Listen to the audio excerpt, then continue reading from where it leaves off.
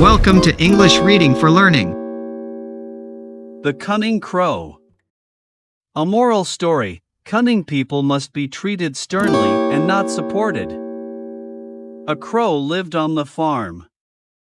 She was proud of herself and thought of everyone else as her slave. One day, she saw some sheep grazing.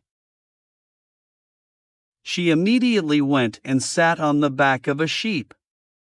The crow ordered, "You will carry me everywhere I want to go today.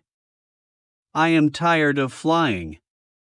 The sheep did as she was told. But by evening, she was tired. The crow ordered the sheep to keep walking around the farm. The sheep finally said, "If you had behaved this way with a dog, he would have bitten you.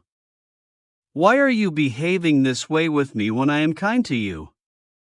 The crow replied, "I only order around those who are weak. You don't have the courage to fight me. But I keep good terms with the dog because I know he will bite me." The sheep was deeply upset and never spoke to the crow again. Thanks for watching and listening. Please click like and subscribe for new and latest uploads.